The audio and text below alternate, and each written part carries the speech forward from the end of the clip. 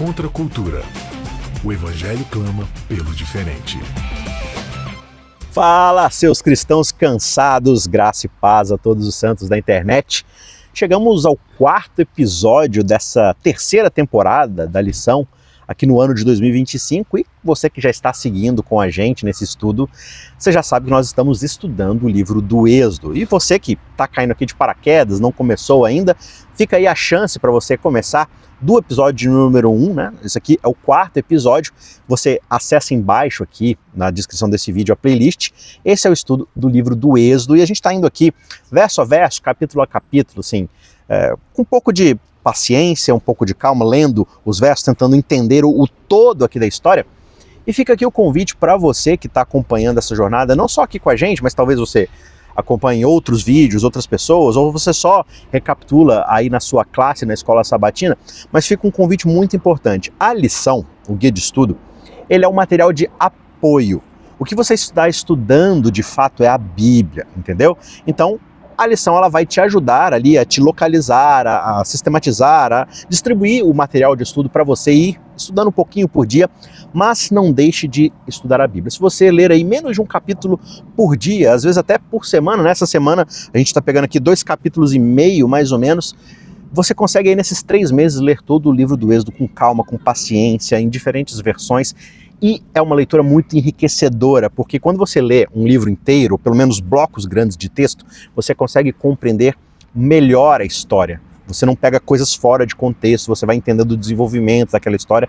E o livro do Êxodo é uma história cheia de teologia, cheia de demonstração do caráter de Deus, mas é uma história e eu tenho certeza que vai ficar muito mais interessante, muito mais profundo se você abrir a sua Bíblia e estudar. E hoje, mais uma vez, a gente vai fazer isso, a gente vai retomar aqui a nossa leitura comentada a partir do capítulo 7, versos 14, né, em diante, e a gente vai seguir ali até meados do capítulo 10, nessa sessão que o cinema adora explorar, que as pessoas adoram assistir sobre e ver sobre, ouvir essas histórias, que são as pragas do Egito, né? Muito material aí para o cinema explorar, para as pessoas se deliciarem com essas histórias, e hoje a gente vai entender qual que é a teologia por detrás desse evento tão interessante que é as pragas aqui no contexto do livro do Êxodo, tá certo? Então já pega a sua Bíblia, abre aí no capítulo 7, verso 14, porque hoje a gente vai estudar esse assunto tão interessante.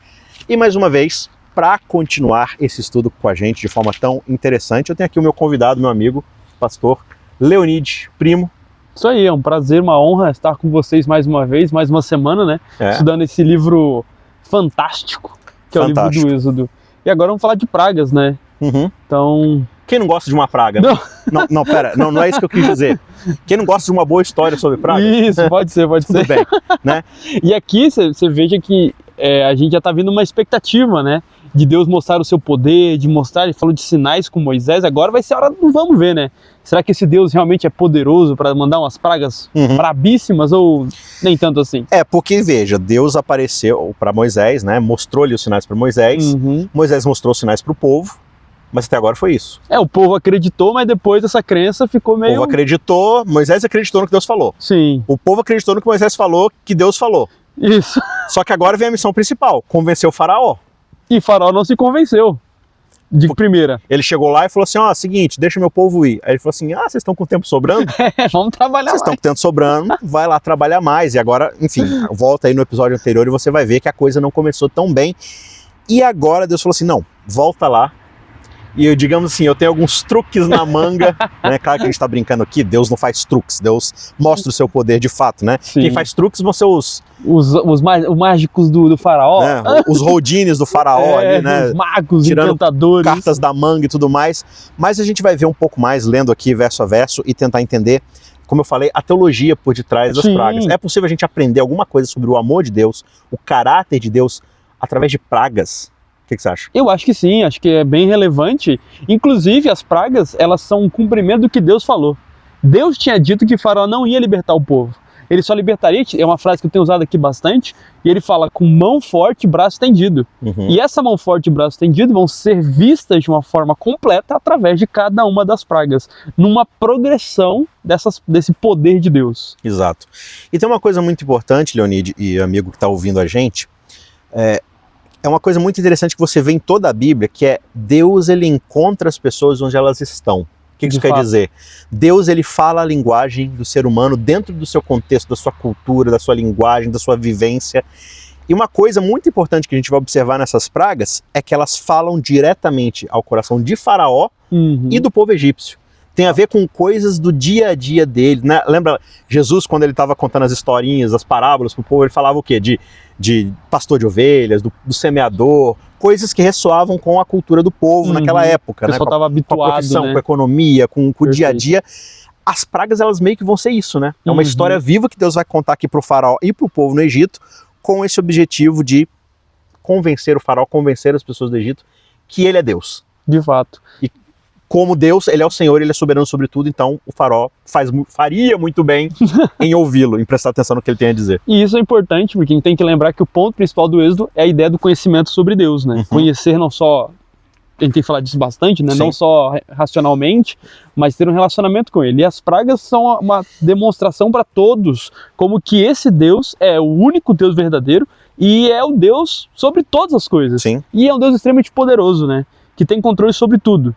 Então a gente tem ali no Egito, né, um pessoal que é politeísta, essa é a palavra, né, quando tem vários deuses, e esses deuses, cada um fazia uma coisa. Então cada um tinha uma função. Eles eram deuses setoristas, né? Exato. Cada um tinha a sua... Cada macaco com o seu galho, não encosta na plantação, que é a minha parte. Cara, você sabe que os estudiosos dizem que os egípcios, eles tinham coisa de 1.500 divindades? Não, isso é muito louco, porque eu não conseguia lembrar o nome de metade dessas coisas, dessas divindades. É muita coisa, tipo, esse é o deus da carteira de motorista. Né? Da carruagem de madeira com cavalo branco. Não, você sabe, assim, hoje a gente, né, dentro de uma certa ala do cristianismo, Sim, você tem os santos, né? de fato. E parece que os santos, eles meio que assumiram esse papel, né? Então você tem o santo para quem quer arranjar um emprego segunda de manhã. De fato. Você tem o santo para quem quer, então cada um vai estar, e ali, dentro da cultura do egípcio, essas divindades todas, elas estão muito associadas também, de novo, ao dia a dia, à vivência, à economia, ao trabalho ali, né? O deus da chuva, o deus da fertilidade, o deus não sei o que lá, que vai ser meio que passado de uma cultura para outra, né? Os romanos, os gregos, vai ser mesmo... Antes disso, os babilônios, sumérios, os Exato, os egípcios, assírios, etc. filisteus e tudo mais, mas essa ideia de justamente você divinizar elementos da natureza, elementos da sua vivência. Perfeito. E isso já mostra pra gente também um certo sentido de que o ser humano, por mais que ele tente se desassociar do divino, ele não consegue fazer isso de forma plena, né? Isso é muito legal, sabe? Porque em todas as culturas, quando você puxa na base delas, todas elas tinham algo pro lado espiritual e divino, de fato. É como se o ser humano, de fato, buscasse por esse lado espiritual desde a sua, sei lá, o seu início. E também tem, porque a humanidade veio de um mesmo local, né? Talvez uma reminiscência dessa memória, né? Do Deus Criador. Acaba ficando ali no seu próprio íntimo, na sua consciência, né?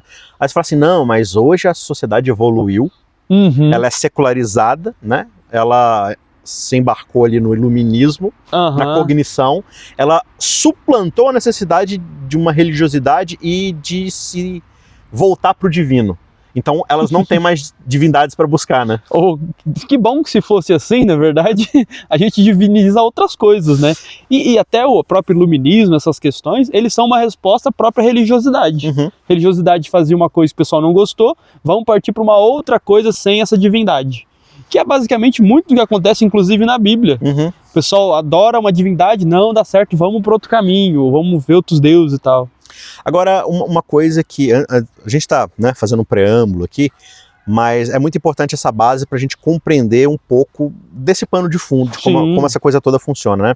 Mas tem uma outra coisa muito interessante sobre os ídolos, digamos assim, já que o cristianismo e a Bíblia vai partir do pressuposto, né, que eu acredito ser verdadeiro, de que, e é isso que Deus está tentando mostrar para Faraó, né, de que só tem um Deus verdadeiro, que é Yahvé, que é o Senhor. Esse é o Deus verdadeiro, ele é o Deus todo-poderoso, ele é Deus sobre os deuses e não há outro. Essa é a grande premissa bíblica, basicamente.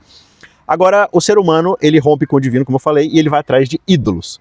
E uma coisa muito curiosa sobre os ídolos é que eles são sempre uma projeção dos desejos humanos.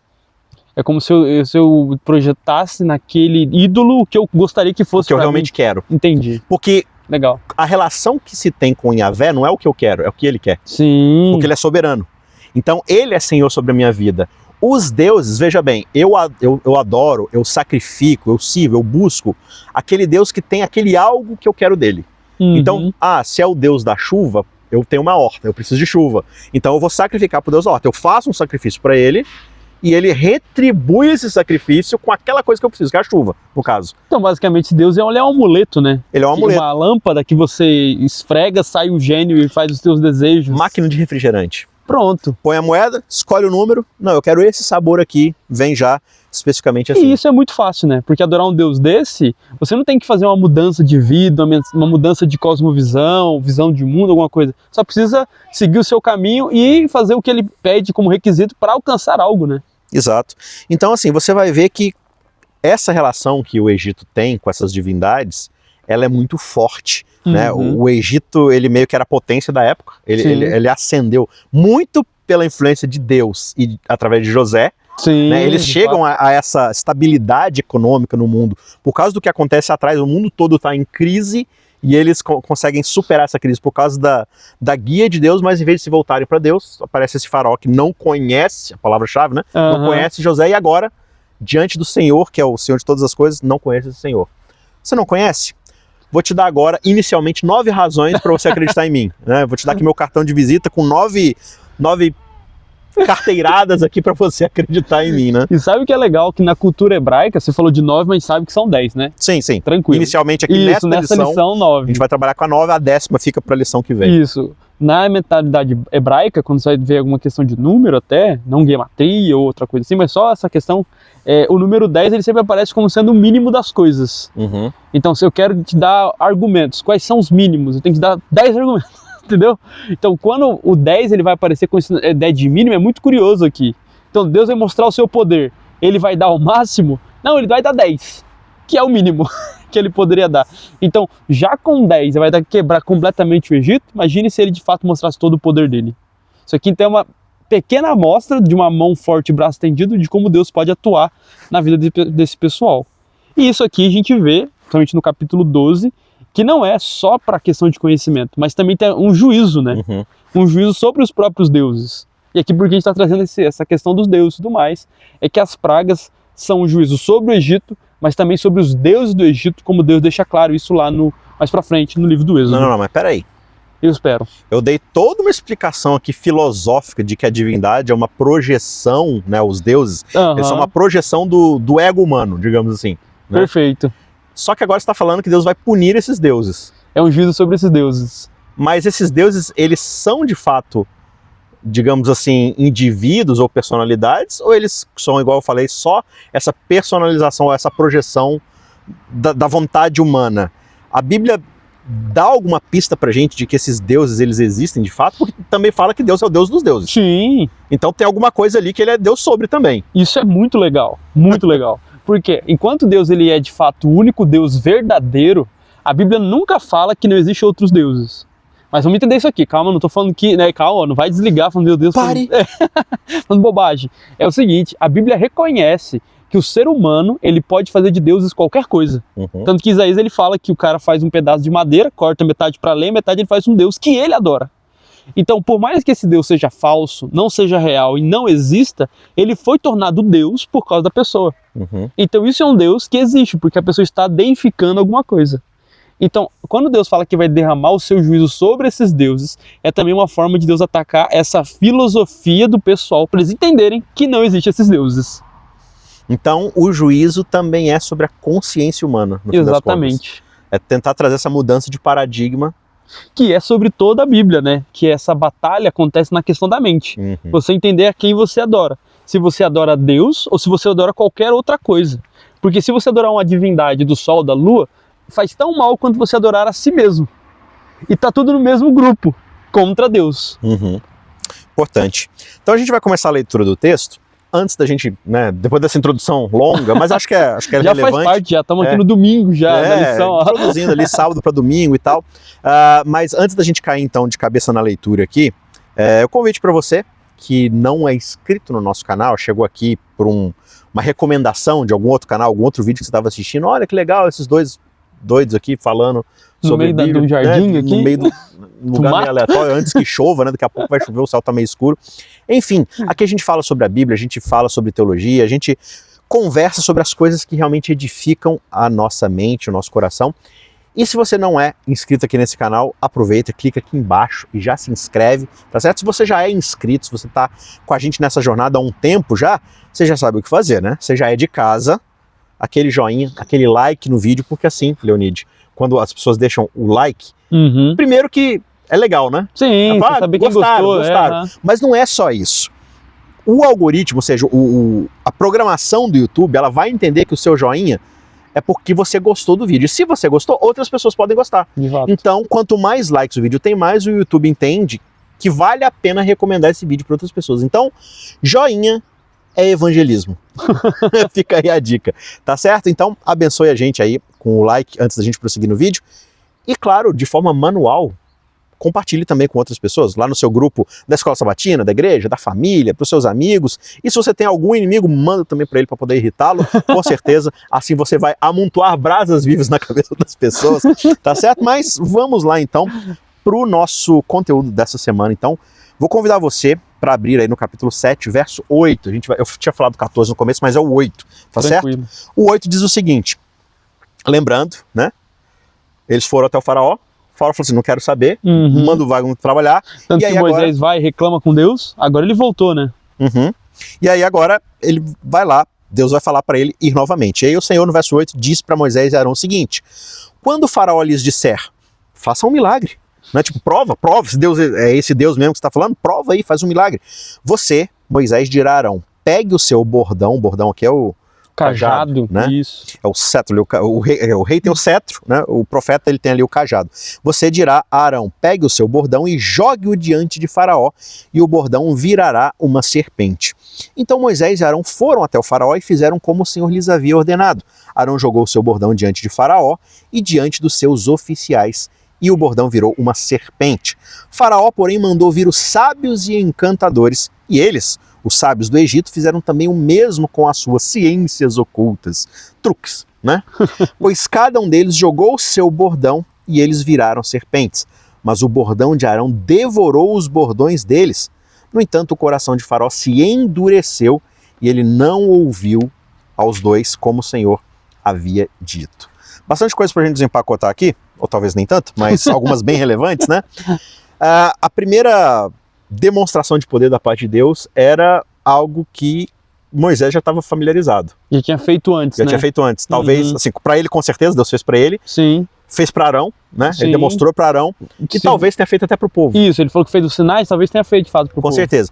Agora, a lição traz uma curiosidade bastante interessante que nem eu tinha me atentado, anos e anos, né, estudando a Bíblia, nunca tinha me atentado para isso, que tem muito mais a ver com história, com arqueologia e tudo mais, mas tem uma questão muito interessante aqui de por que ser essa cobra, essa serpente, porque parece que Deus de fato, como a gente gastou toda essa introdução falando, Deus está falando ao coração diretamente de Faraó, dada a cosmovisão, ou seja, a percepção que ele tem da realidade. Perfeito.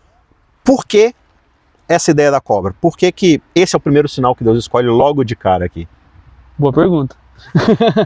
Tem uma questão até que a lição vai trazer, que é que essa cobra, essa serpente, ela era uma própria divindade, né? Ou ela era a materialização, ou a simbologia de uma divindade. Perfeito. Até essa serpente que é usada na coroa do faraó, que a gente sempre vê, né? Houve até um tempo que ele usou duas serpentes, simbolizando conquista de povos. Você que está aí na internet, você tem acesso, né, ao Google Images, bota aí faraó, coroa, né? Isso, coroa de faraó, êxodo, sei lá, para tentar filtrar um pouco. Talvez você veja que é tipo um cone, assim, um negócio Isso, é meio que um chapéu, né? Bem uma coroa diferente. É um negócio meio comprido, assim, e bem aqui na frente você vai ver uma serpentezinha saindo, e como você falou, tem algumas versões que são duas, assim. Houve um tempo que eles conquistaram outro povo, que aí eram duas serpentes, tudo mais. Essa serpente, ela é uma representação de uma divindade.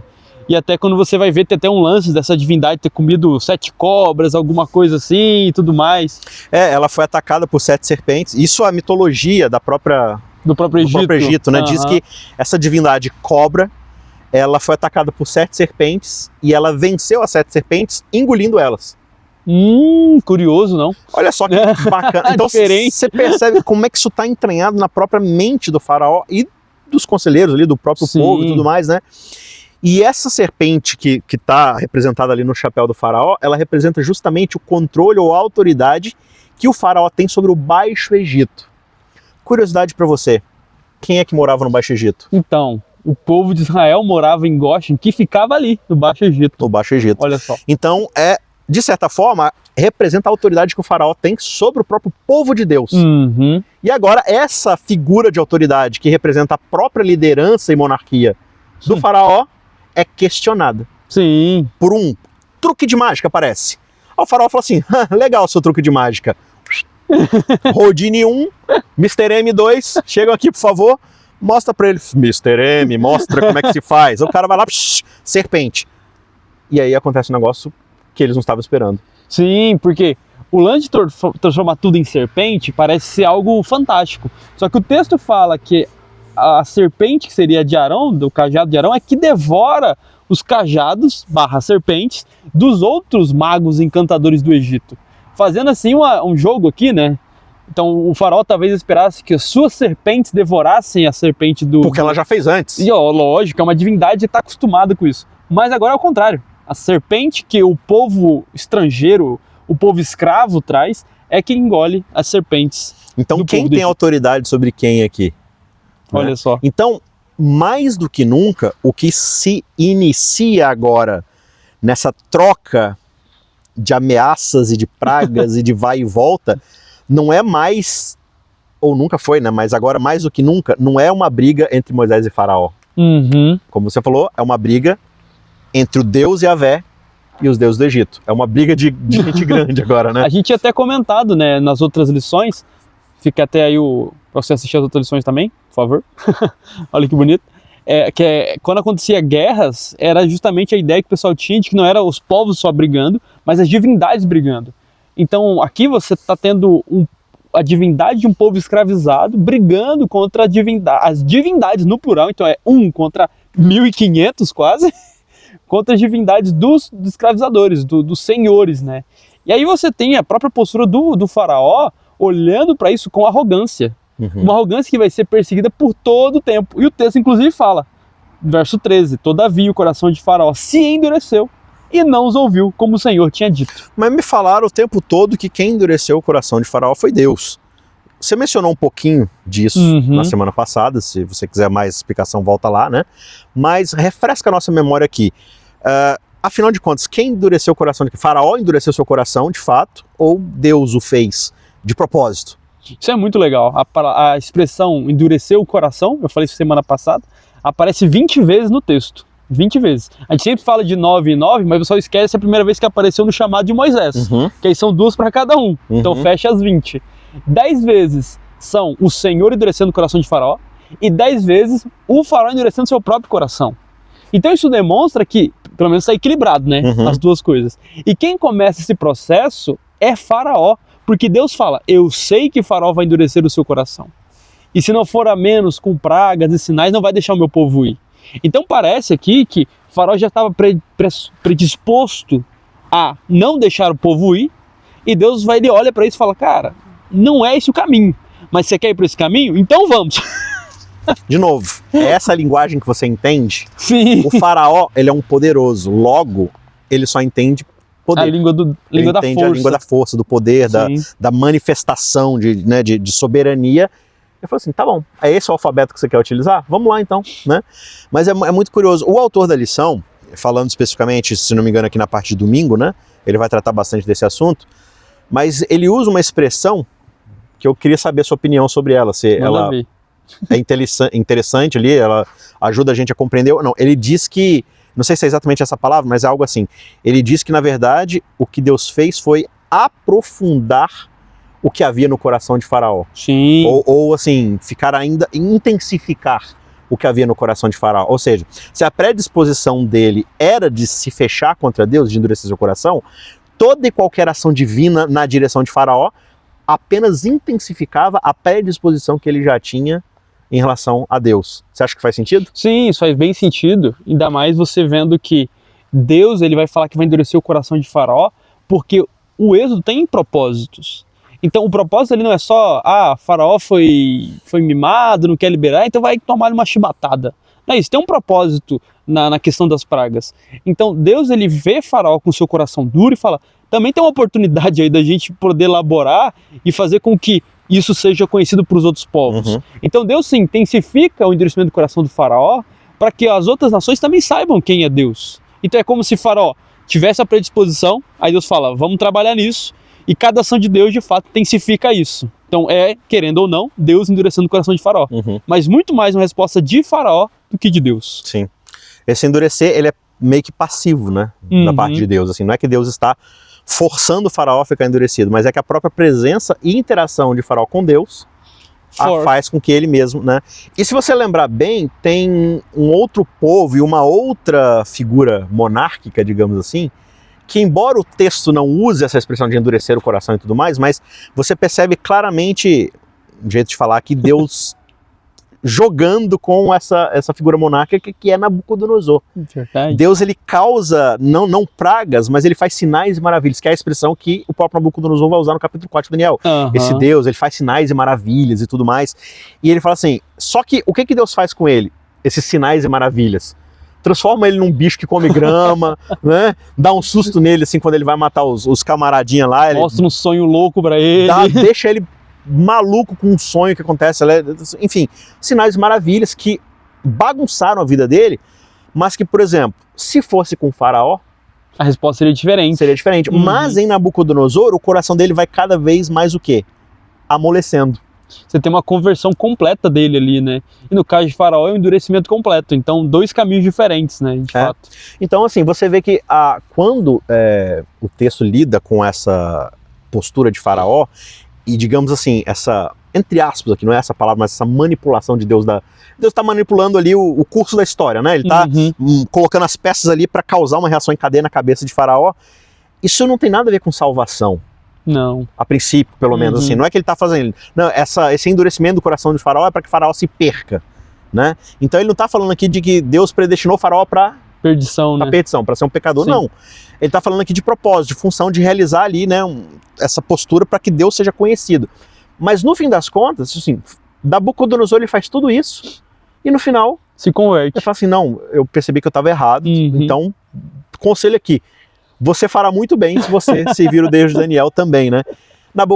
Faraó não, no final ele não quer nem saber, ele finge que está arrependido, volta atrás, pequei contra o Senhor, quero nem saber do Senhor, quem é Senhor? E ele vai, volta, e no final parece que, vamos dizer assim, que no final ele, em vez de ter ido lá perseguir o povo, ele falou assim, não, tá tudo certo, Deus, eu percebi que eu estava errado, me desculpa, o Senhor me perdoa por toda a escravidão, por tudo que eu fiz aqui e tal, vou te servir agora. Será que ele seria salvo? Mesmo depois de todo esse endurecimento de coração? Com certeza, a gente percebe que a graça de Deus ela é radical, né? Mas você também percebe que no próprio, não é o tema aqui, mas no próprio lance do Mar Vermelho, o Faraó, ele que toma a decisão de ir atrás. Aí Deus fala para Moisés, esses egípcios estão vendo agora, nunca mais vão voltar a vê-los. Eu serei glorificado através deles. Então a ação de Deus também é uma resposta à própria ação de Faraó, né? O Faraó tinha total liberdade para não fazer desse jeito, mas ele escolheu. Deus falou, você quer fazer assim, meu filho? Então faremos assim, já que vamos trabalhar com o seu conhecido, né? Vamos trabalhar com aquilo que você está familiarizado. Eu falei domingo, mas na verdade isso já é segunda-feira, né? Isso. Domingo é a ideia dos deuses contra os deuses do Egito, né? A gente falou um pouco sobre isso. Domingo vai trabalhar essa questão aqui do coração de Faraó. E agora na parte de terça-feira a gente vai para a primeira praga. Sim, lembrando que as pragas. O que Deus fez agora diante de Faraó foi um milagre. Foi transformar ali não conta como uma das pragas. Uma praga, não. Não conta. Ali não feriu ninguém, não fez nada. Ali, ele só demonstrou o poder dele e tal. Agora começa de fato a primeira praga. E olha, é legal até, antes de você ler, a palavra praga nem aparece no texto, né? Ela vai ser dita como sinais. Sinais. São sinais, são coisas, mas praga a gente colocou. Ela tá inclusive, assim, não sei como é que tá na sua Bíblia, mas você vai ver que tá em negrito, geralmente no subtítulo fora dos versículos. Sim, não inspirado então esse subtítulo. Então é só pra, né? São os nomes que a gente dá, né? É a mesma coisa lá do Evangelho de João, né? Que a gente chama de milagre, mas João chama de sinais também. Sim. É Deus demonstrando de fato o seu poder. Mas só um exemplo, né? A história do bom samaritano ou do filho pródigo. Deus nunca deu esses títulos para as histórias. Exato, é nosso título. Então assim, a gente, assim como os versículos, os capítulos, nada disso tá no texto original. Isso é só para facilitar a divisão aqui dos blocos e tal. Às vezes ajuda bastante. Às vezes não muito. Dá uma atrapalhada porque te leva para um viés de já interpretar daquela forma, né? Então você pode pensar assim, não, praga. Não, de fato assim, causou uma bagunça no reino do Egito. Foi uma praga. Mas assim, por outro lado, também foi uma bênção. Sim. Porque é um sinal que aponta para quem é Deus e olhando para Deus, né? E aí até um ponto que a lição coloca já na introdução de sábado, que as pragas elas são na verdade o jeito de Deus chamar a atenção para salvar o próprio povo do Egito. Isso é juízo, né? É o juízo de Deus, porque o próprio juízo é um chamado para arrependimento, né? Isso. O que você vai ver nos profetas o tempo todo é que o juízo de Deus ele sempre está acompanhado da manifestação do seu poder para punir o mal, mas sempre com um convite ao arrependimento e o chamado para mudança. Porque ele quer salvar aquele que aceita o método de salvação. Exato. Então vamos lá, verso 14, né, parte de terça-feira aí na lição, se você está acompanhando pela lição. O Senhor disse a Moisés, olha, o coração de Faraó está obstinado. A gente termina o 13 dizendo que o coração dele, né, se endureceu. Aí Deus falou assim, ô Moisés, o coração dele endureceu. se você ler aí no livro que você está escrevendo, você vai ver que eu estou dizendo para você aqui que o coração dele está obstinado. Ele não quer deixar o povo ir. Vá falar com o Faraó pela manhã. Ele sairá às águas e você estará à espera dele na beira do rio. Leve o bordão que virou serpente. Olha só a frisada que Moisés está colocando aqui pra gente no texto, né? O bordão que virou uma serpente, que é a representação dessa divindade peçonhenta do Egito lá, que é engolido ali pelo bordão de Arão e tudo mais, mostrou já quem é que detém a autoridade. Então esse Deus que você achava que estava do seu lado, na verdade ele está submetido ao poder de Deus. Exato. E agora você vai pegar esse bordão que já humilhou uma divindade do Egito e você vai usar para ferir uma outra divindade. A gente já vai falar sobre ela. Humilhar a segunda. Humilhar a segunda aqui, ó. Então vamos lá, verso 16. Leve o bordão que virou serpente e diga ao Faraó, o Senhor, o Deus dos Hebreus, me enviou para dizer-lhe, deixe o meu povo ir para que me adore no deserto, mas até agora você não quis ouvir. Assim diz o Senhor, nisto você saberá que eu sou o Senhor. Com este bordão que tenho na mão, ferirei as águas do rio e elas vão virar sangue. Os peixes que estão no rio vão morrer, o rio vai cheirar mal e os egípcios terão nojo de beber água do rio. O Senhor disse ainda a Moisés, diga a Arão que pegue o seu bordão e estenda a mão sobre as águas do Egito, sobre os seus rios, sobre os seus canais, sobre as suas lagoas e sobre todos os seus reservatórios para que virem sangue. É até interessante isso aqui porque tem aquelas coisas da super interessante. Né? Não, documentos mostram que na verdade era uma tintura de uma alga, planta que tinha uma coloração. Marinha. Aqui ele está falando assim, ó. Se tem uma vasilha guardada com água lá no quarto, vai ficar com sangue. Se tem uma lagoa, se tem não sei o que lá, um reservatório, se tem um poço que vocês cavaram e colocaram água lá, se tem uma piscina, tudo quanto é aditivo líquido vai virar sangue. Não é que o negócio lá em cima, ele está falando tudo que vai virar sangue. E haverá sangue em toda a terra do Egito, tanto nas vasilhas de madeira como nas de pedra. Olha só, está especificando tudo aqui, né? Então, isso não, assim, se a gente parte do pressuposto que o texto está tentando dizer a verdade pra gente, não tem como você harmonizar essas duas ideias, né? Sim, até, tipo, se você fala, não, mas foi questão natural, pode até ter sido. Só que o ponto é, o rapaz acabou de falar que vai acontecer, ele estende o seu bordão e acontece. Então, às vezes a praga nem é o lance fantástico dela, nem é o ato em si. Descer uma chuva do céu, aparecer uma rã ali, um piolho tem em todo lugar, desgraceira. Mas é na verdade... Aqui não, ó. Quase em todo lugar. Mas é o profeta falar e a coisa acontecer. É isso que demonstra de fato o poder de Deus. E também ele falar e a coisa sair, né? A gente vai ver depois isso aí. Isso vai acontecer com mais frequência aqui nas ordens e tudo mais. Por exemplo, tempestade para toda hora, né? Sim. Mas com alguém falando para... não é sempre, não. Né? Aí já é um pouco mais difícil, né? Enfim, Moisés, verso 20, e Arão fizeram como o Senhor lhes havia ordenado. Arão, levantando o bordão, feriu as águas que estavam no rio, à vista de Faraó e seus oficiais, e toda a água do rio virou sangue. Os peixes que estavam no rio morreram, o rio cheirou mal, e os egípcios não podiam beber água do rio, e houve sangue por toda a terra do Egito.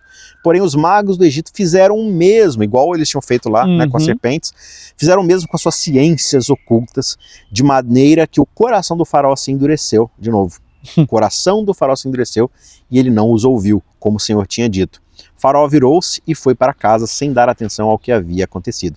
Todos os egípcios cavaram junto ao rio para encontrar água para beber, pois das águas do rio não podiam beber. Assim se passaram 7 dias depois que o Senhor feriu o rio. Interessante aqui, né? E aí se você quiser comentar mais alguma coisa, mas apesar dessa praga, né, como a gente chama, e um certo castigo aqui para o povo, ao mesmo tempo Deus estende graça, permitindo que eles achem água potável em outro lugar, né? Sim. Eles não ficam 7 dias sem ter água potável, mas ao mesmo tempo Deus estabelece o seu ponto. Ele mostra o seu poder, né? E isso é muito interessante. Eu acho bonito na verdade não, por isso não seja bem a palavra, mas é curioso que Deus ele vai atingir o que era a maior força do Egito, né?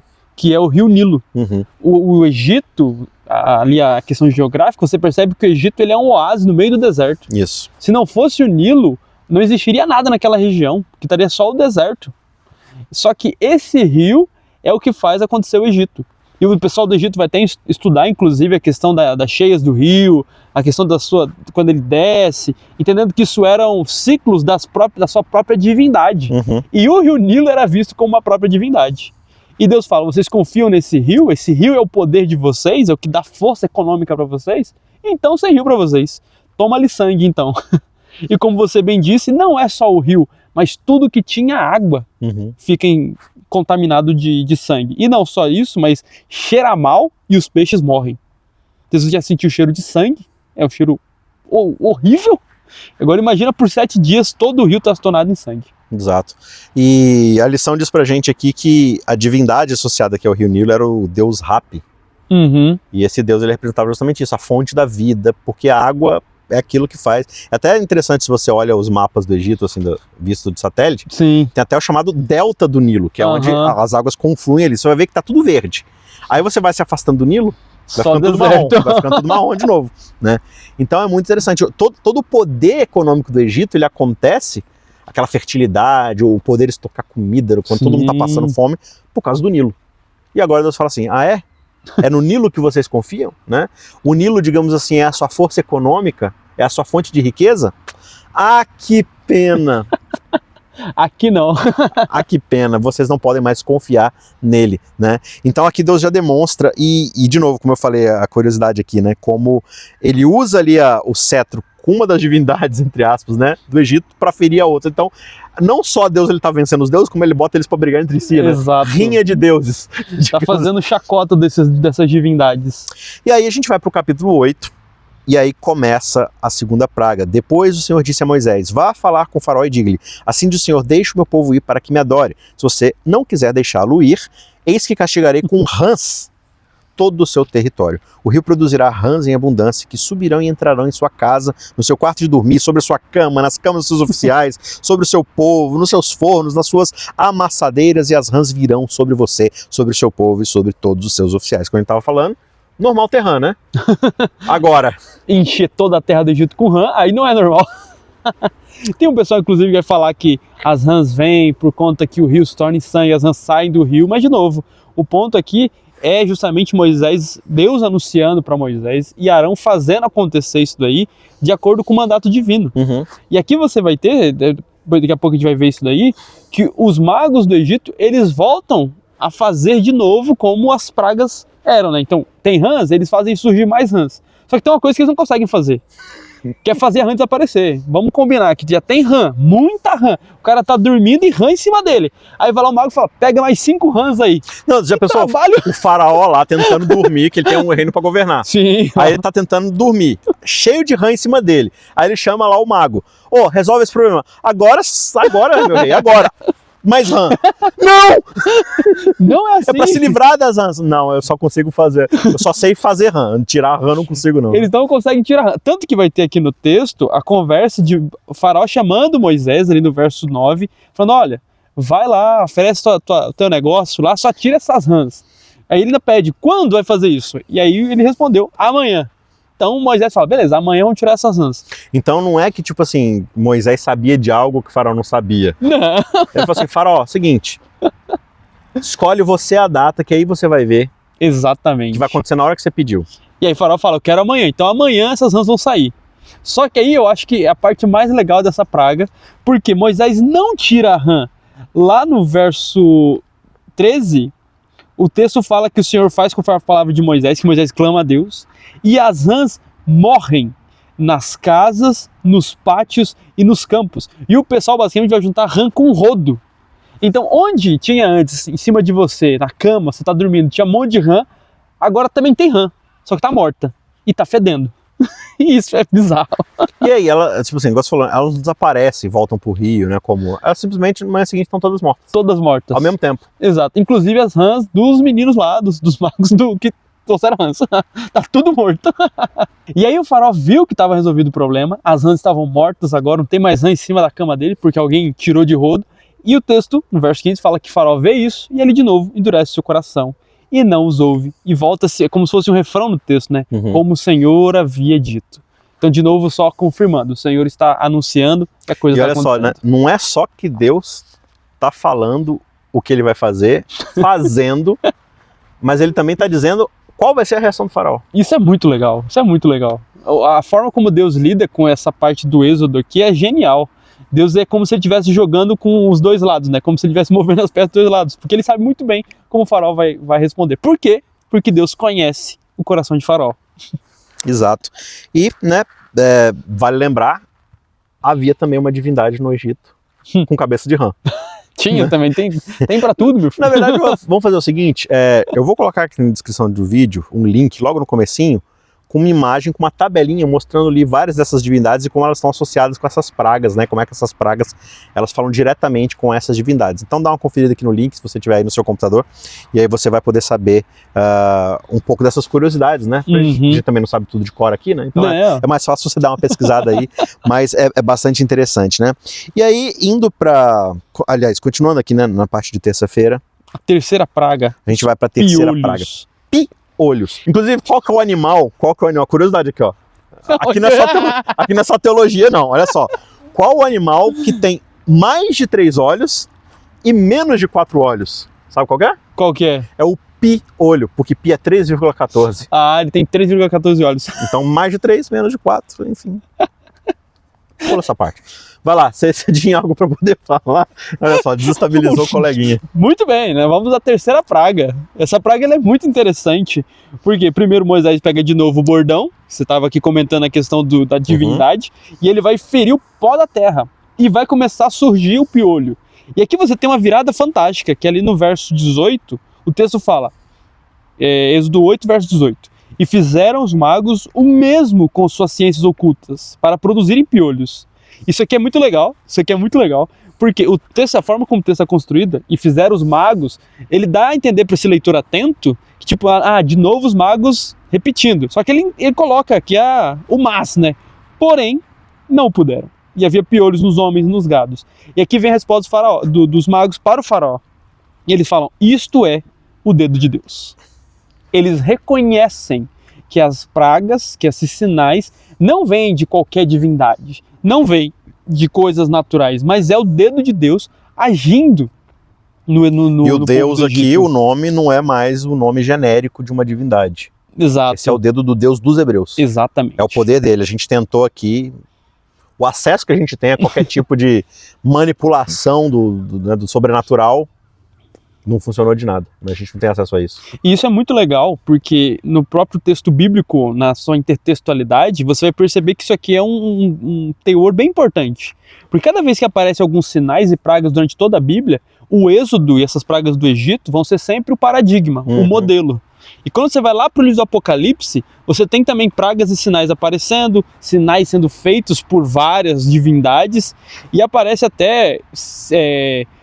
espíritos como o de rã saindo da boca do demônio, do falso profeta, da besta, do dragão. É verdade. E aí isso demonstra isso aqui, que é uma enganação que eles fazem para levar adoração a outros deuses. Porque a rã foi a última vez que os magos conseguiram enganar o faraó. Então é a contrafação àquilo que Deus está fazendo, Deus está realizando, para tentar desviar, né, aquele que está tentando entender, compreender Deus, conhecer a Deus melhor e tal.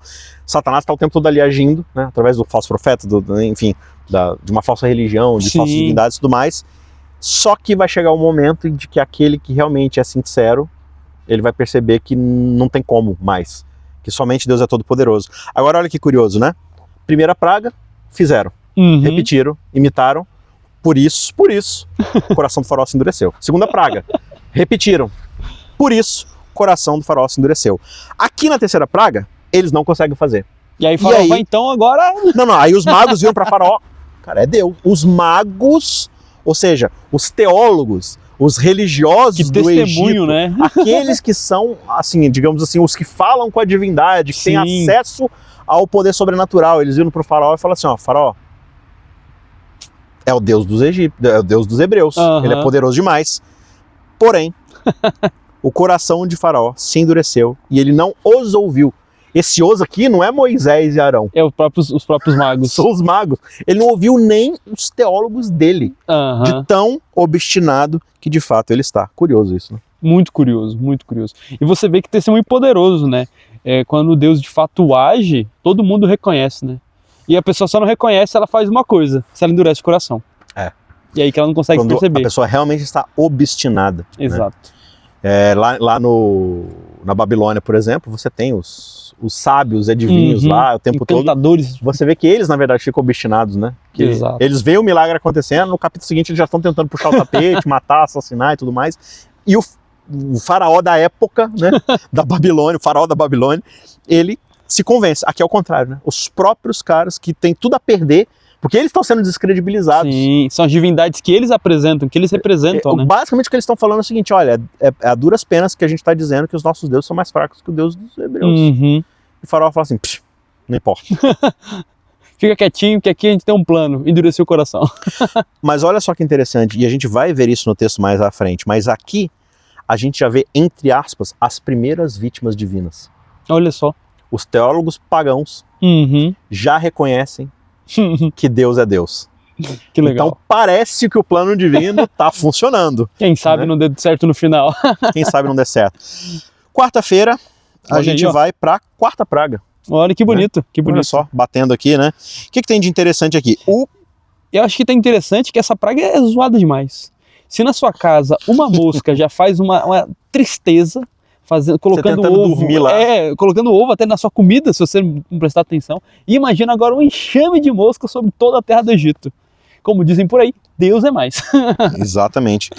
E aqui eles vão infestar tudo, né, cara? Sim. As casas oficiais, do povo, tudo mais, né? Enxame em cima de enxame, até. Só que aqui acontece algo interessante que até então não foi colocado no texto. É uma marcação bem importante isso aí, de fato. Essa é a primeira praga que ela não cai sobre uma parte específica do Egito, Uma terra única ali, né? que é a terra de Goshen, que é onde o povo de Deus, o povo de Israel, habitava. Naquele dia, o verso 22 diz, separarei a terra de Goshen, onde mora o meu povo, para que nela não haja enxames de moscas, e você saiba que eu sou o Senhor no meio desta terra. Por um lado, eu já ouvi alguns teólogos explicando que, tipo assim, não, por causa que o povo de Israel também entrou na idolatria e estavam misturados, então as primeiras 3 pragas é também para dar uma Sim. puxadinha neles, né? Por outro lado, também tem um detalhe, né?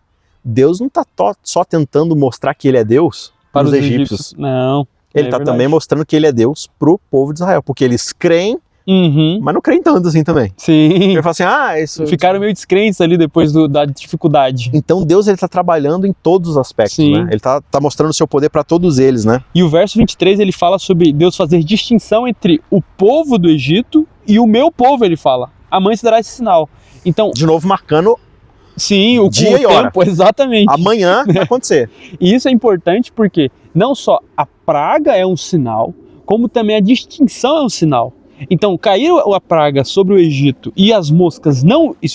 Mosca, ela vai para tudo que é canto. Agora, a mosca não ir na terra de Goshen, isso é um grandíssimo sinal de que Deus ele é poderoso e tem poder até sobre as moscas. Olha que legal. E aí Faraó, quando isso tudo acontece, né, e a terra fica, o texto diz, arruinada por esses enxames, verso 25, Faraó chama Moisés e Arão e fala, vão e ofereçam sacrifício ao Senhor, mas sem sair da terra. Fiquem por aqui. Ele falou assim, não, pode fazer sacrifício, tudo bem, mas não sai daqui, eu não quero perder Sim, minha mão de obra a minha mão de obra barata. barata, exato. Barata, no caso, né? Free, grátis. Então, Moisés respondeu, não, a gente precisa oferecer ao Senhor nosso Deus sacrifícios, mas isso é abominável aos egípcios, não vão entender isso. Sim. Eles vão tomar como ofensa Vão e tudo tacar mais, pedra né? da gente. Então, vou apedrejar a gente. A gente tem que sair daqui o máximo possível, caminhar 3 dias, aí, né? A gente faz o sacrifício. E aí Faraó disse, tá bom, eu os deixarei ir para que ofereçam sacrifício ao Senhor, seu Deus, no deserto, só que vocês não devem ir muito longe. E orem por mim. Aham. Falou de forma sincera, né? Não, agora vai. Ora por mim, né? Ele, não, agora ele tá querendo e tudo mais, né? E aí Moisés vai sair da presença de Deus, vai pedir, né, da presença de Faraó, vai pedir ao Senhor Deus, né? Para que as enxames saiam amanhã, né? Uhum. E aí acontece exatamente, só que Faraó não Mais deve me uma enganar vez. outra vez, não deixando o povo ir para que ofereça sacrifício. Deus tá falando, né? Aham. Moisés sai da presença do Faraó, ora a Deus, e aí Deus fez conforme a sua palavra. Verso 32. Mas ainda desta vez, Faraó endureceu o coração e não deixou o povo ir. Obstinado esse rapaz, né? Não, ele... Não, a gente tem que enaltecer aqui esse rapaz, que o bicho bate o pé e é pé firme, viu? Não sai na ré do pé. Ele não é teimoso normal, não. Não, tem algum problema esse rapaz. Enfim. E aqui você vai começar a ver agora, a partir da quinta praga... Capítulo 9. Capítulo 9. Eu gosto muito dessa parte aqui, que vai começar uma progressão de destruição completa da economia do Egito. Uhum. Porque até aqui piolho, mosca... Era um incômodo pessoal. Isso, é um incômodo, mas não afeta tanto a questão assim. Talvez a água lá, né? Isso, a água sim, mas depois de 7 dias voltou ao normal, ficou de boa. Mas a partir de agora começa a vir uma progressão das pragas, uma em cima da outra, e isso vai destruindo de fato a economia do Egito. E é até importante falar sobre isso, nessa parte de uma em cima da outra. O pessoal sempre pergunta, quanto tempo de uma praga para outra? Foi simultâneo, não foi? Entenda bem como está acontecendo aqui a progressão das coisas. Não foi uma praga em cima da outra, elas foram sempre avisadas, foi dado um tempo, elas passavam. A gente não sabe quanto tempo durou cada praga, né? Então a gente tem informação de que ficou uma semana, uma ficou talvez um dia ou outro. Mas esse tempo não é dito, mas não foi uma em cima da outra. Foi dado tempo para que Faraó pudesse refletir sobre cada uma dos passos e dos sinais. Então, quinta praga, no capítulo 9, vai ser agora as pestes sobre os animais. Então, os animais, né, de novo, a economia, né? Então, vaca leiteira, o cavalo que puxa o arado, o boi que puxa o arado, o cavalo que transporta mantimentos. Tudo começa, né? Os gatos, tinha muito gato na terra do Egito. Também, divindades, né? Considerados divindades e tudo mais. Então ele fala aqui, ó, gado, ovelha, camelo, jumento, cavalo, rebanho, tudo essa peste terrível acomete, né? Sim. Mas, mais uma vez, verso 4, o Senhor fará distinção entre os rebanhos de Israel e os rebanhos do Egito, para que nada morra de tudo o que pertence aos filhos de Israel, né? E o Senhor designou certo tempo. De novo, é importante essa marcação, né? Sim. Ele disse quando ia começar e disse quando iria acabar. Amanhã o Senhor fará isto na terra. E aí, Deus faz isso no dia seguinte. O rebanho dos egípcios morre e o dos israelitas não morre um único animal. Faraó manda verificar e eis que do rebanho de Israel não havia morrido nenhum sequer. Então não é que, tipo assim, aconteceu lá, mas... Não, ele vai lá e manda o cara... Sim, ele manda verificar. Rei, é isso mesmo. Só morreu o nosso. E assim, não é como se o povo de Israel pudesse invadir o Egito e matar todos os animais na calada da noite. Não é tão simples. Não é tão simples assim. Ainda mais com peste, né? Exatamente, né? Que vírus é esse que os caras descolaram e tudo mais, né? Então, eis que o rebanho de Israel não havia morrido nenhum sequer, mas o coração de Faraó se endureceu e ele não deixou o povo ir. Mais uma vez. Obstinado. Sexta praga? Sexta praga. Vamos lá. A sexta praga é a praga das úlceras. Agora, as pestes que foram na quinta praga nos animais, agora parece que passa para os seres humanos. E essas úlceras vêm nos seres humanos. O que é curioso é que no verso 9 do capítulo 9, Arão, ele vai, verso 8 e 9, né, ele vai apanhar cinzas de um forno e vai jogar para cima. E isso vai se tornar em tumores que vão se arrebentar em úlceras nos homens.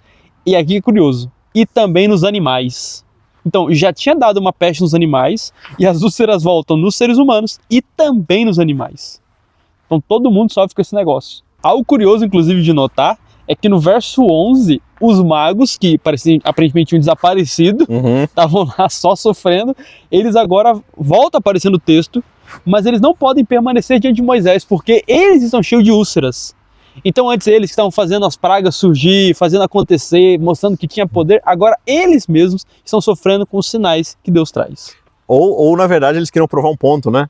Ele falou assim, você acha que esse negócio de fazer úlcera aí é milagre de Deus? Olha aqui, a gente também fez úlcera na gente. Pode ser. Pô, você é burro, hein? Não, eu mesmo fiz essas úlceras em mim, não foi Deus não. Não. Só que era tanta úlcera que eles ficaram com vergonha e não apareceram. Não apareceram. Porém... Entretanto, mais uma vez... Só que aqui muda o discurso. O Senhor endureceu o coração de Faraó e este não os ouviu, como o Senhor tinha dito a Moisés. Então parece que agora Deus ele já está assim, fazendo essas pragas, mas isso já está fazendo agora, quase que ativamente, o coração do Faraó se endurecer ainda mais. Agora não é mais Faraó resistindo. Agora é ele obstinando mesmo. Ele indo contra Deus mesmo. Até então ele estava resistindo. Agora é uma questão de honra. Uhum. Eu não vou bater o pé, né? Não vai sair ninguém daqui. Sétima praga, e aqui a gente já vai para a parte de quinta-feira, né? Sim. E eu quero que você preste muita atenção, e vale a pena você ler o texto completo aí, como eu sempre tenho convidado o pessoal para ler, porque algo muito bonito vai acontecer aqui, porque a gente tem falado qual que é o objetivo de Deus com essas pragas, com o jeito como ele, entre aspas, manipula o faraó ali para dançar a música dele, digamos assim, né?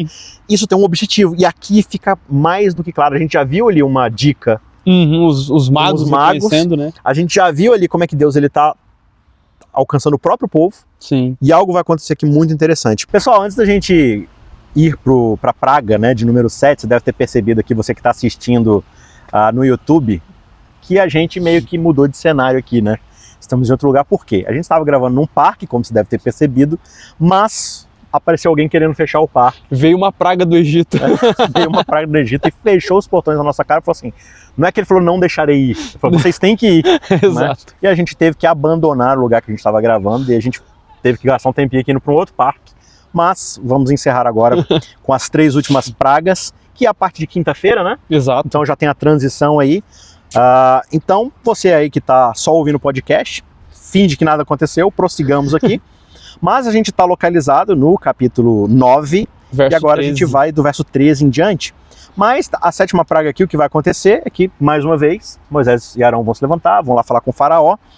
E tem algo muito importante que diferencia essa praga das outras, que é algo que vai acontecer aqui na percepção, na resposta, né? Na resposta de algumas pessoas. Porque lembra, qual que é todo o objetivo das pragas aqui, Leonide? Lembra que a gente está falando que a palavra-chave do Êxodo é conhecer, e as pragas servem para que Deus seja conhecido por todos e reconhecido como o único Deus verdadeiro e poderoso acima de qualquer outra coisa que você coloca como divindade. E nessa praga você percebe que não só os magos reconhecem que as pragas vêm de Deus, mas que outras pessoas começam também a temer a Deus, dentre os egípcios. Olha só que curioso. Vamos ver isso no texto? Bora.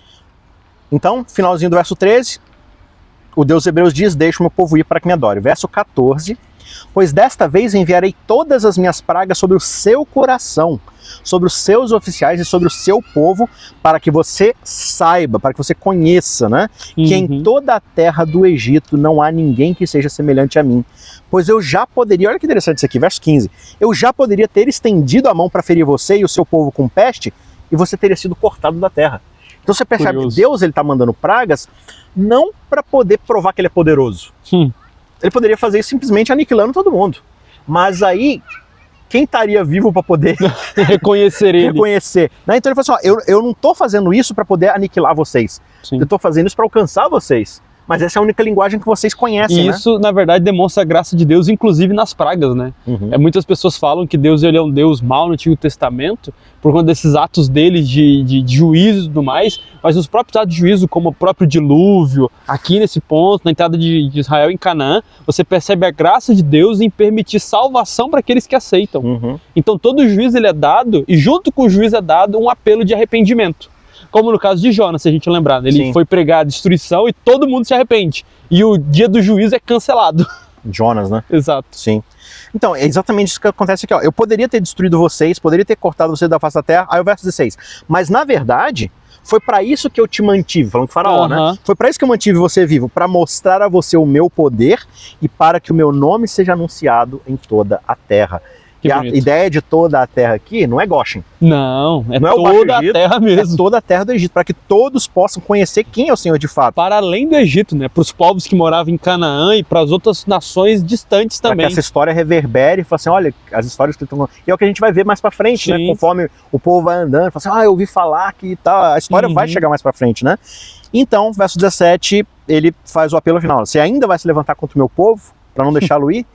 E aí ele anuncia, né, nos versos seguintes aqui, do 18 até o 19, ele vai anunciar quando, como vai acontecer, e ele fala o que vai acontecer, que é aqui a destruição de tudo por causa da geada, dos granizos, né, das pedras de gelo. E isso é muito curioso, né, porque aqui essa chuva de pedras não é só uma chuva de pedras como granizo, seria mais como um granito. Uns blocos de gelo. Exato, são blocos de pedras gigantescos, e o texto fala sobre saraiva de pedras em chamas ainda. Então o negócio é meio que não só a geada vindo do céu, mas ela pegando fogo. Exato, e pedra vindo do céu pegando fogo. Você já viu um bloco de gelo pegando fogo? Não. Você já viu, assim, tava tão quente que você abriu o freezer da sua casa e a sua forminha de gelo tava pegando fogo. Exato. Né? Vou te falar que tem uns lugares do Brasil que isso pode acontecer. Não, óbvio que é exagero, né? Mas, cara, isso fica até claro no verso 24, que ele fala sim. assim, depois de voltar pro restante, de maneira que havia chuva de pedras e fogo misturado com a chuva de pedras, tão grave que nunca houve em toda a nação do Egito, desde que veio a ser uma nação. Então, realmente, não é só, tipo, o gelo caindo, olha só que bonitinho e tal. Não, pensa num bagulho, né, uma pedra do tamanho de uma carruagem pegando fogo, caindo em cima da sua plantação.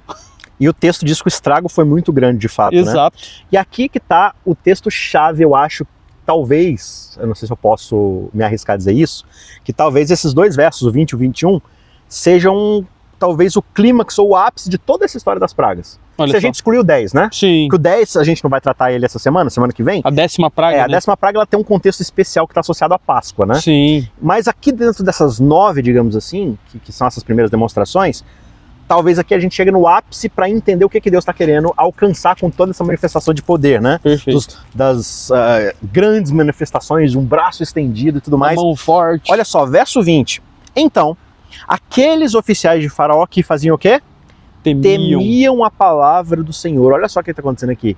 Já existe entre os egípcios e entre os egípcios da casa de Faraó, ou seja, seus oficiais. seus oficiais, servos, né, o pessoal que transita dentro do palácio, aqueles que temiam, não é aqueles que sabiam quem Deus era. Não. Eles já temiam a Deus. E temor aqui carrega também um sentido de admiração, daquele medo, né? De mas respeito. é um medo solene, Sim. mas também de quase de serviço, no sentido de eu reconheço. Não é que você serve a ele no sentido religioso, mas você já o reconhece como uma divindade Sim. poderosa e que, né? Essa palavra temer na Bíblia, ela sempre vai aparecer nesse sentido de adoração mesmo. Por exemplo, até Jonas de novo aqui trazendo, quando os marinheiros temem a Deus e fazem votos, parece que é uma troca mesmo de divindade, alguma coisa assim. Sempre que aparece o temer a Deus, é alguém quase colocando como sendo servo de Deus. Eu o reconheço como Deus. Exato, exato. E até se colocando como eu vou talvez servir esse Deus, começar a ponderar isso. Eu ainda não tenho tudo que é preciso para conhecê-lo, Sim. mas eu já, assim, a primeira etapa que é reconhecê-lo como Deus, Já coisa tá. que o faraó obstinadamente não faz. Exato. Ele não teme Ele a não Deus teme de o Senhor, forma né? alguma.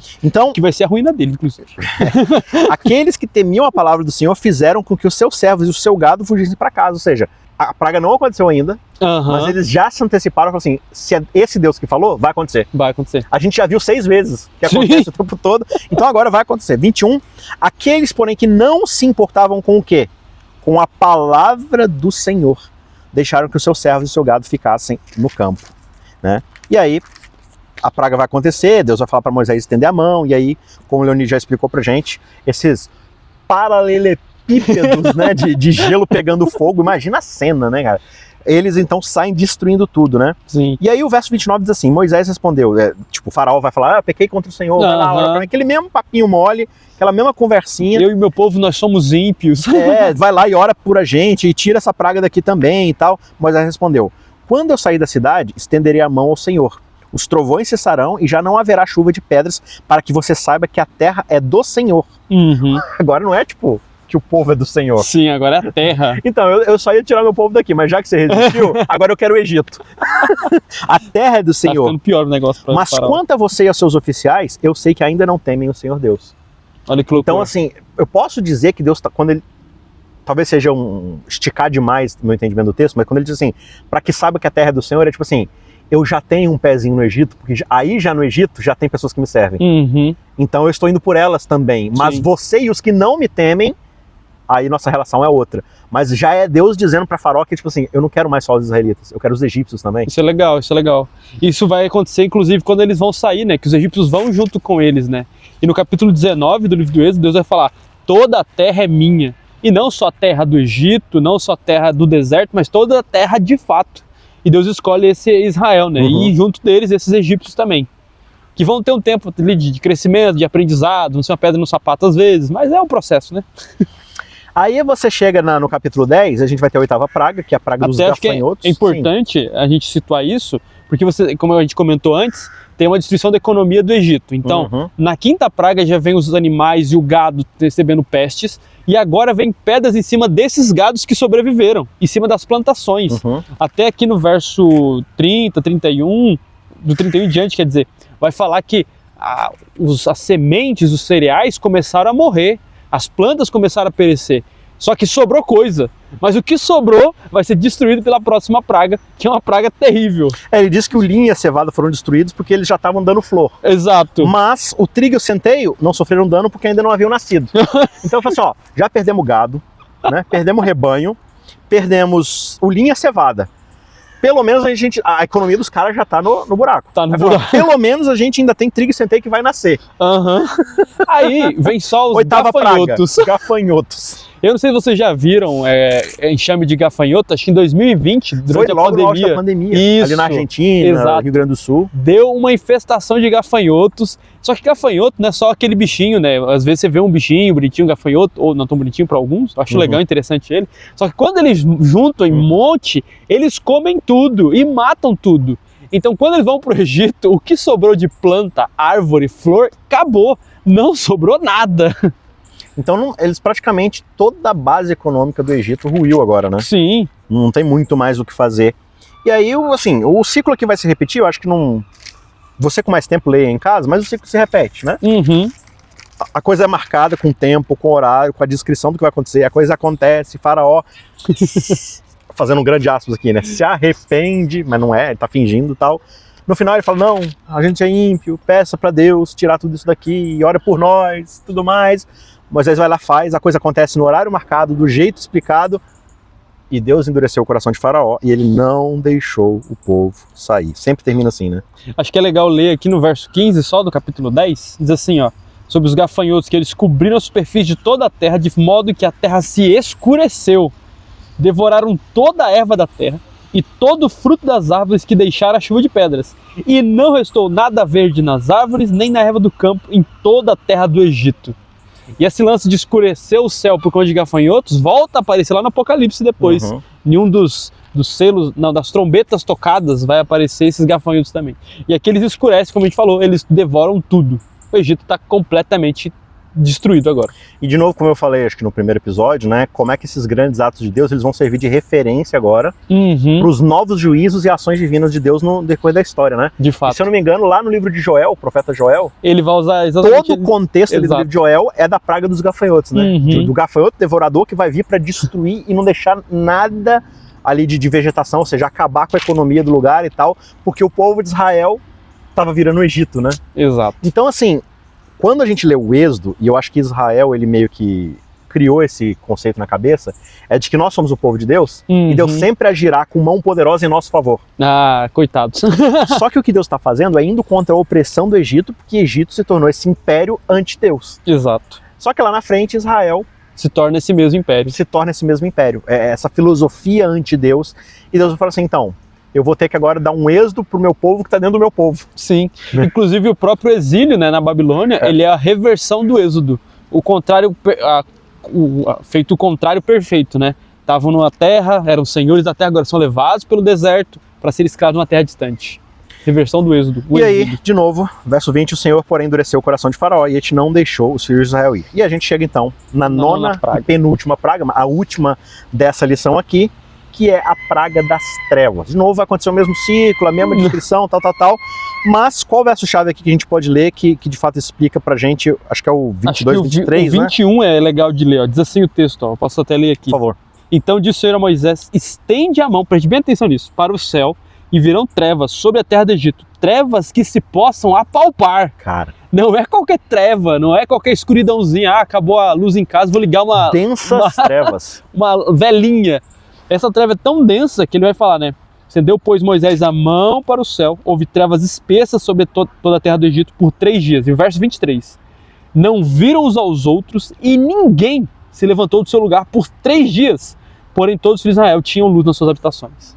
Cara, tem um... Antes de você continuar, tem a cena de uma série épica que vai demonstrar a batalha entre uma guarnição que está protegendo um muro e os seres que eles são selvagens da floresta, né? E essa guerra é no meio das trevas, assim.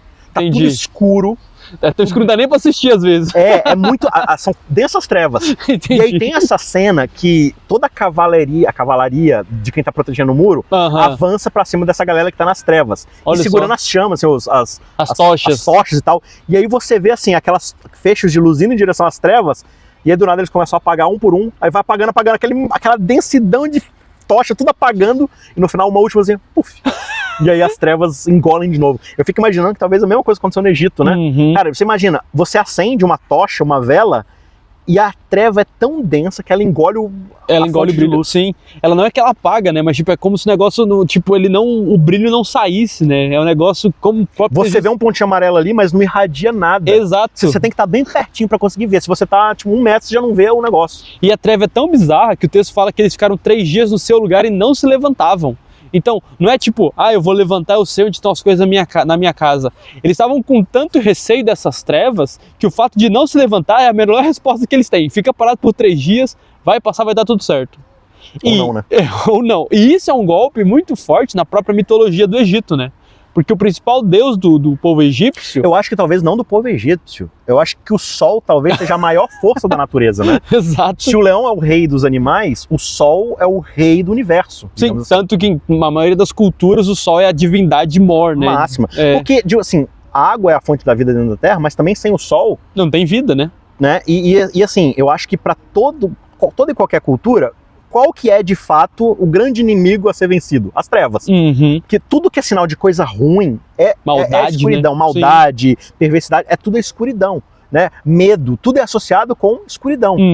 E o sol, ele é meio que a libertação dessa escuridão. Sim. Então, se você tem uma divindade que ela...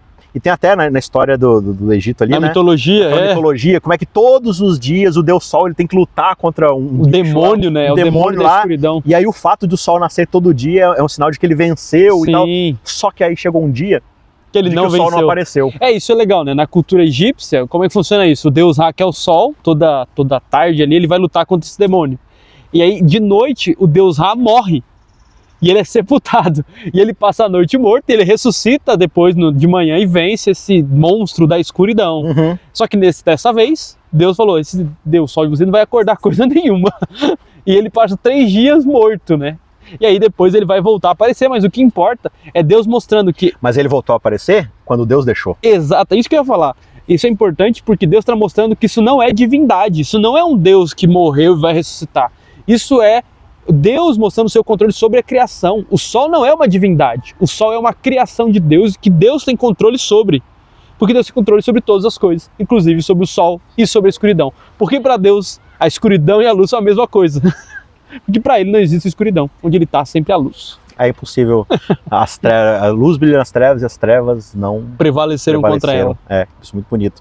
Então, de fato, assim, você vê Deus alejando, inutilizando cada divindade importante do Egito ali e tal, e, de novo, com o objetivo de se fazer conhecido em toda a terra do Egito, de redimir as pessoas através de atos de justiça, de julgamento e tudo mais.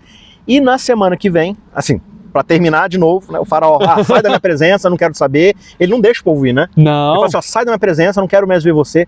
Cara, o golpe que ele deve ter tomado nessa 9ª praga é muito grande, né? Sim. Você tá falando da maior divindade do Egito ali, tipo... Cara, acabou, não tem mais um... Você fala assim, não, eu tava indo com os deuses mais fracos e tal, Vou chamar agora a cavalaria. Vou chamar agora o top do top do top. Cara, não teve nem chance. O que você faz depois disso? O impressionante é que acho que quase qualquer pessoa, ao ver a incapacidade do seu Deus e o poder desse outro Deus, cairia de joelho, assim. Sim, reconheceria, céu, né? Literalmente, meu Deus do céu. Né? Por favor, seja o meu Deus no céu e tudo mais. O faraó, ele fala assim, Moisés, sai da minha frente que se eu te ver de novo eu te mato. Você vê o quanto ele estava obstinado a pecar contra Deus, a se manter, né? Ainda faltava um Deus para ser derrotado de fato, que era o próprio faraó, né? Porque ele se autoconsiderava uma divindade, o filho dos deuses, né? E o verso 29 do capítulo 10, ele encerra de uma forma muito ilustrativa do que é o juízo de Deus muitas vezes. Porque muitas vezes, e Paulo vai deixar isso claro no capítulo 1 de Romanos, o juízo de Deus é deixar a gente ter o que a gente quer. Perfeito. E Moisés fala assim, o faraó fala para Moisés, sai da minha face, eu nunca mais quero te ver. E aí Moisés fala assim, como você quiser. Eu nunca mais voltarei, você nunca mais tornará a ver o meu rosto. Ele vai ver de novo no dia seguinte. Sim. Mas assim, é Moisés falando assim, é como se Deus estivesse falando assim, olha, eu te dei todas as chances. Não quero mais saber de você. Então eu vou te dar o que você quer. É a última vez. E agora a 10ª praga, ela... é fatal. De fato, é fatal. E então, a gente vai discutir sobre ela, especialmente dentro do contexto da Páscoa, e assim, uma história maravilhosa, com muito aprendizado sobre o que é o Evangelho, de fato. De fato. Né? Aqui a gente tem essas reverberações básicas do Evangelho, e vai ser muito legal ter você na semana que vem pra gente continuar esse estudo. Temos mais alguma coisa aqui para comentar? Achei importante só ressaltar essa questão de como as pragas são de fato um juízo para as divindades do Egito. Não há divindade alguma além de Deus, mas também além desses grandes sinais, eles são uma forma de misericórdia para que haja arrependimento, né? Então Deus não está derramando suas pragas só para destruir uma terra, destruir um povo, destruir uma nação, mas para mostrar que essa nação está contra a vontade de Deus e eles podem retornar. Só que agora cabe cada um retornar. O faraó não quer, mas há egípcios que querem, e para esses também haverá salvação. Amém. Então, semana que vem a gente vai discutir essa salvação através, de novo, de mais uma praga definitiva. E você é o nosso convidado para voltar. Não se esqueça, leia os capítulos, leia todo o texto aqui. A gente não passou, né, verso a verso e tudo mais, porque senão a lição já ficou gigante, né? Sim, se a gente for, cada um não vai dar tempo. Mas você tem a oportunidade em casa aí. E claro, não perca também a oportunidade de, na sua classe, gastar um tempinho para você discutir. E talvez você fale assim, não, mas a escola sabatina é tão rapidinho, né? Às vezes é 20, 25 minutos, 30 no máximo, não dá para discutir nada. Que eu saiba, você tem tempo livre em outros momentos da semana. Segue discutindo. Que tal você não marcar um pequeno grupo aí na sua casa, numa sexta-feira à noite, numa quarta-feira, num domingo, às vezes onde você está não tem culto domingo à noite, faça um pequeno grupo na sua casa, traga o pessoal para ler juntos, discutir o texto, ou faça isso num grupo de WhatsApp, Perfeito. num Zoom, né, numa teleconferência e tudo mais. Oportunidade hoje não falta para a gente estudar a palavra de Deus junto, então fica aqui o nosso convite. O Contra a Cultura é isso, é um convite para que você abra sua Bíblia e estude ela por conta própria. E a gente está aqui só para fazer alguns comentários, trazer alguns insights, mas você é responsável por aprender cada vez mais sobre a palavra de Deus. Leonide, obrigado mais uma vez. Que isso, estamos aqui para servir. Um abraço para vocês. Não esquece de curtir o vídeo, se inscrever no canal, ativar sininho, tudo esse troço aí que tem que fazer. E Deus abençoe vocês. Se você não curtir, eu vou contra vocês com o braço estendido para suplicar, por favor, deixe o seu like, tá certo? Até semana que vem, que Deus te abençoe. Ajude o Cristãos Cansados a continuar produzindo conteúdo cristão gratuito e de qualidade. Você pode fazer uma doação de qualquer valor utilizando a chave Pix que aparece na sua tela ou por outros meios de acordo com as informações aqui na descrição desse vídeo. Mas com certeza, o melhor jeito de você abençoar o nosso canal e o nosso ministério é compartilhando esse vídeo com outras pessoas. Que Deus te abençoe e obrigado por estar aqui conosco.